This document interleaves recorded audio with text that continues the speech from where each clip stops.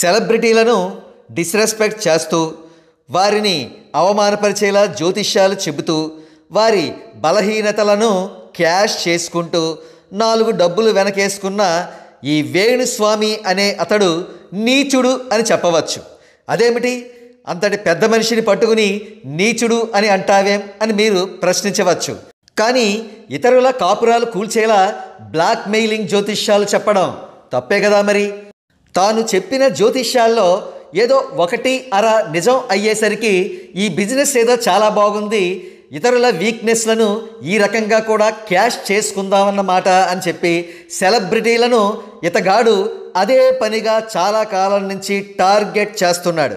ఇక విషయానికి వస్తే మెగా ప్రిన్స్ వరుణ్ తేజ్, ప్రముఖ హీరోయిన్ లావణ్య త్రిపాఠీలు బంధుమిత్రుల సమక్షంలో చాలా ఘనంగా పెళ్లి చేసుకున్న విషయం తెలిసిందే.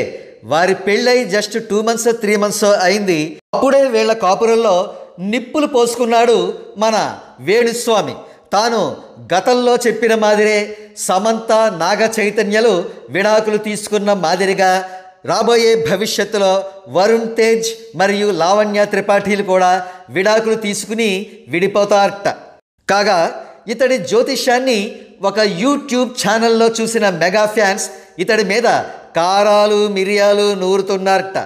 ఏ క్షణమైనా సరే బాటా కంపెనీ వారు తయారు చేసిన సరికొత్త చెప్పులను పట్టుకుని ఇతని ఇంటికి వెళ్ళి గోబ పగిలేలా కొడదామని అనుకుంటున్నారని గాలి వార్తలు వినబడుతున్నాయి.